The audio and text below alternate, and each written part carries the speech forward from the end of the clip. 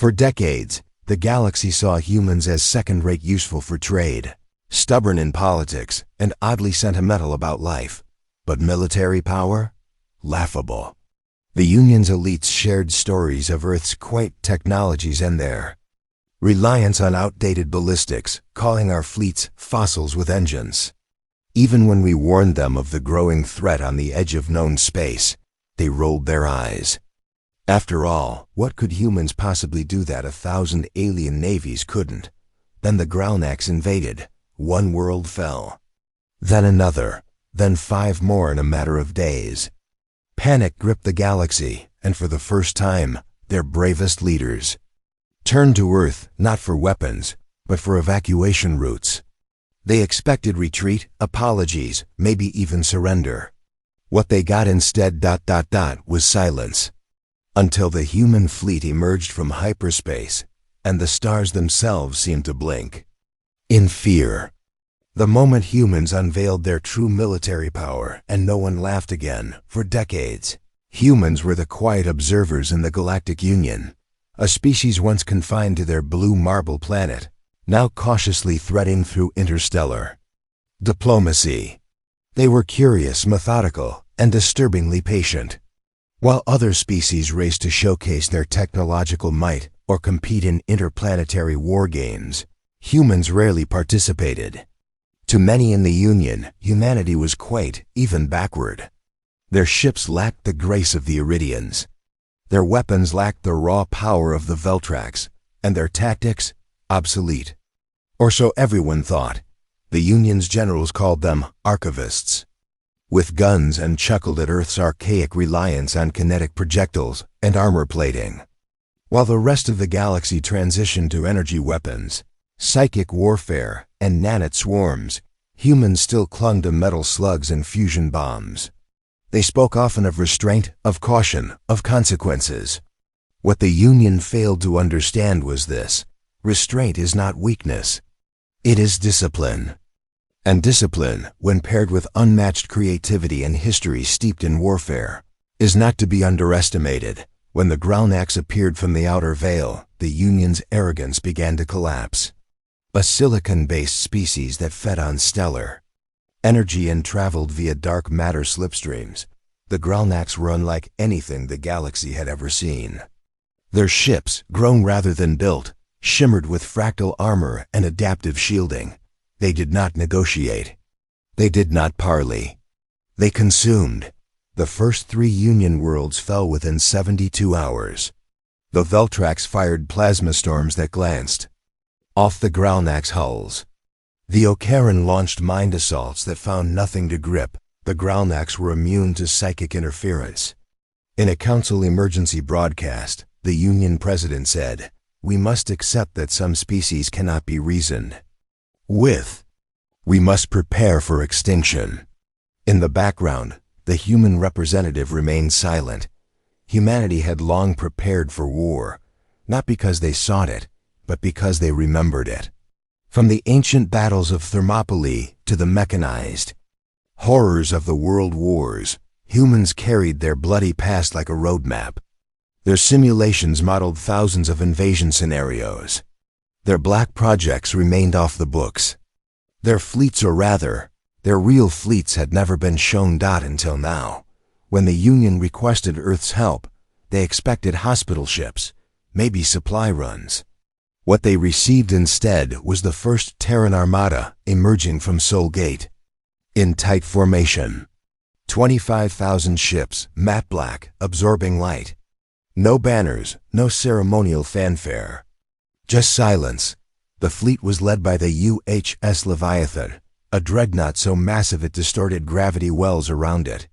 Its systems were powered by quantum cores harvested from neutron stars. It had never fired a shot in combat. That was about to change. The human strategy was unlike anything the Union had seen. They didn't broadcast commands on open frequencies. They didn't align their ships in flashy formations. Instead, they disappeared. Literally. Stealth corvettes with optical camouflage and thermal dampeners slipped into Gralnax-controlled space. They mapped, tagged, and seeded wormhole mines at critical junctions. Simultaneously, Earth's AI-guided swarm drones began self-replicating within asteroid belts, silently waiting for activation codes. And when the Gralnax advanced toward Union Core World Lyra 7, the trap was sprung. It began with gravity inversion pulses that tore smaller Gralnax frigates apart. Then came the orbital kinetic strikes, tungsten rods dropped at near relativistic speeds, detonating with the force of 1,000 nukes. No energy weapons, no noise. Just pure physics devastation. The Leviathan fired once. One shot. A magnetic accelerator railgun launched a depleted uranium slug at 0.3 C. The projectile punched through the Gralnax capital vessel, disintegrating a kilometer-wide section of living metal. Observers from the Union stared in awe. Some wept. Humanity had just rewritten the rules of war. Within 36 hours, the Gralnax armada lay in ruins. What few ships retreated were hunted down by autonomous strike pods launched weeks in advance. Earth had planned for every escape vector, every contingency. Not a single Gralnax vessel escaped. The Union Council reconvened 3 days later. The chamber was silent when the human ambassador entered. No scoffing, no jokes about projectile weapons. Instead, they stood in the months that followed. Analysts across the galaxy tried to understand how Earth had developed such capabilities. They studied the unconventional tactics, the ancient technologies resurrected with modern twists. They found that humans had turned warfare into a science and an art. They discovered the deep archives, Earth's obsession with historical conflict, from medieval siege tactics to Cold War nuclear brinkmanship. They realized that humanity's so-called archaic methods were backed by a ruthless efficiency and psychological precision unmatched in the stars. And they found something else: restraint. Humanity could have unleashed even more terrifying weapons: relativistic kill vehicles, vacuum bombs, AI-driven extinction swarms. But they didn't. They didn't need to. Their message had been received. Humanity wasn't the strongest because of superior firepower alone. They were the most dangerous because they understood war, its costs, its weight, its silence after the screams, echoes in the silence, months after the battle at Lyra 7. The galaxy was different. The Union's proud military academies, once dismissive of Earth, began rewriting their curricula. Terran tactics became a required course, taught by holographic simulations of human warfare, complete with case studies from Earth's long and brutal history. Students watched recreations of the Siege of Stalingrad, the D-Day landings, and asymmetric warfare from the early 21st century. To many, it was eye-opening. To some, terrifying. Human officers were invited to advisory roles on Union defense councils. They didn't speak often, but when they did, everyone listened. Rear Admiral Sophia Chin, a soft-spoken woman from Mars, became a symbol of this quiet authority. When asked how Earth had maintained such advanced military secrets without detection, she merely replied, "We don't boast, we prepare." Meanwhile, humanity was not celebrating. Back on Earth, the victory was met with somber reflection. Memorials were held for the pilots lost in Black Ops missions that would never be publicly acknowledged. Earth's population knew what the galaxy had just learned. War, even when necessary, is a tragedy. And every bullet carries the weight of history. Within human command circles, there were debates about how much more to reveal. The Leviathan was just one of 3 dreadnoughts. Hidden deep in the Oort cloud were classified construction sites for Project Cerberus, a weapon system so powerful its blueprints required triple-key encryption and an AI-controlled ethics review to even access. It was said to be a deterrent of last resort, something that made even Terran generals uneasy. Yet while humanity remained vigilant, the rest of the Union shifted. Gone were the days of mocking Earth's simplicity. Instead, alliances were proposed. Military treaties signed.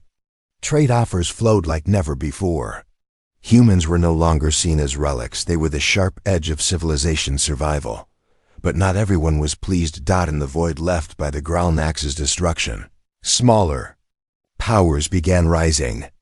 Pirate clans, rogue enclaves, and exiled warlords saw opportunity. They believed that humanity wouldn't strike twice. That Earth's show of power had been a one-time event, a bluff. They were wrong.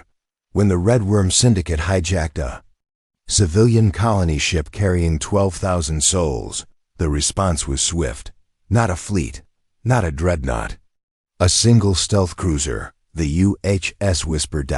It infiltrated the enemy flagship, shut down their communications, and executed a surgical strike with precision drones. No hostages lost, no escapees. The entire operation lasted 22 minutes. The only broadcast left behind was a short message. This is your only warning. The message was clear.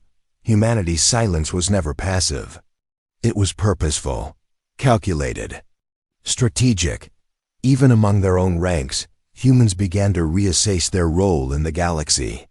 They were protectors, yes, but now also potential kingmakers.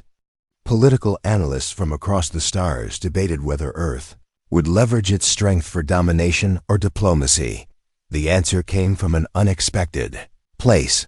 A child. At a Union-sponsored peace summit, a 10-year-old human girl from Luna Colony asked the ambassadors, "Why does everyone think being the strongest means being the scariest? Shouldn't it mean you help more people?" That quote was etched into the Hall of Peace on Yoval Prime. It sparked what historians would later call the Terran Doctrine, the belief that power, when tempered by empathy and history, cowl.